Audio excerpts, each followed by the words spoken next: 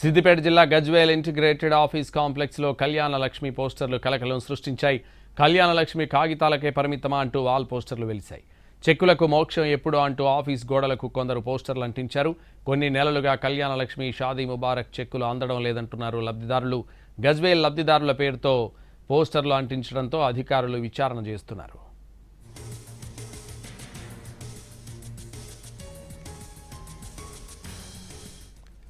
సిద్దిపేట జిల్లా Gajwel integrated office కాంప్లెక్స్లో కళ్యాణలక్ష్మి పోస్టర్లు కలకలం సృష్టించాయి. కళ్యాణలక్ష్మి కాగితాలకే పరిమితం అంటూ వాల్ పోస్టర్లు వెలిశాయి. ఇదే విషయానికి సంబంధించి మరింత సమాచారం మా ప్రతినిధి శ్రీనివాస్ ఫోన్ లైన్లో అందిస్తారు. శ్రీనివాస్.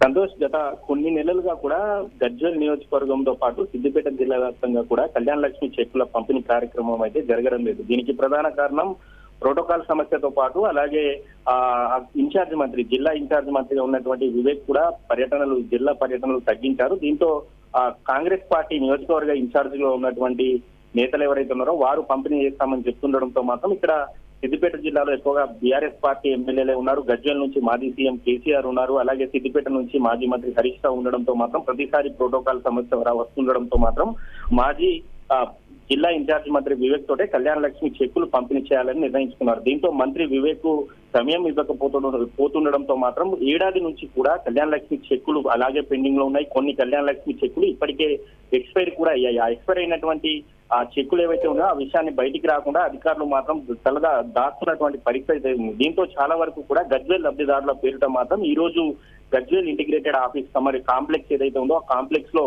గజ్వేల్ లో కళ్యాణలక్ష్మి చెక్కులకు మోక్షం ఎప్పుడు, కాగితాలకే కళ్యాణలక్ష్మి చెక్కులు పరిమితమా అంటూ కూడా గజ్వేల్ లబ్ధిదారుల పేరిట మాత్రం పోస్టర్లు వెళ్తాయి. పోస్టర్లు అక్కడికి వచ్చినటువంటి ఎవరైతే ప్రజలు ఉన్నారో వారి చూసి మాత్రం ఈ గ్రహించడంతో మాత్రం అధికారులు మాత్రం ఈ విషయంపై ఆరా తీస్తున్నారు. అసలు ఆ పోస్టర్లు ఆఫీస్ లోకి ఎలా వచ్చాయి, ఎలా వెళ్తాయి, అసలు ఎవరు అంటించారన్న దానిపై మాత్రం అధికారులు అయితే విచారణ చేస్తున్నారు. అలాగే సీసీ కెమెరాలను కూడా పరిశీలిస్తున్నారు. కానీ వాస్తవానికి కూడా గజ్వేల్ నియోజకవర్గంలో తూప్రాన్ పరిధి, రెవెన్యూ డివిజన్ పరిధి కావచ్చు, గజ్వేల్ పరిధి కావచ్చు, ఈ రెండు డివిజన్ల పరిధిలో మాత్రం దాదాపు 1500 వరకు మాత్రం కళ్యాణలక్ష్మి షాదీ ముబారక్ చెక్కులు అయితే పెండింగ్ లో ఉన్నాయి. దీంతో ఆ లబ్ధిదారులు మాత్రం చాలా కాలంగా కూడా కళ్యాణలక్ష్మి చెక్కుల కోసం మాత్రం ఎదురు చూస్తున్నటువంటి పరిస్థితి అయితే కనిపిస్తుంది. దీంతో లబ్ధిదారులు ఎవరైనా ఇలా చేశారా, లేకపోతే ఎవరైనా వేరే పార్టీల నేతలు కావచ్చు, ఇటు బీఆర్ఎస్ లేకపోతే బీజేపీ పార్టీ నాయకుల పని అంటూ కూడా ఇటు అధికారులు అయితే విచారణ చేస్తున్నటువంటి పరిస్థితి అయితే ఉంది. సంతోషం.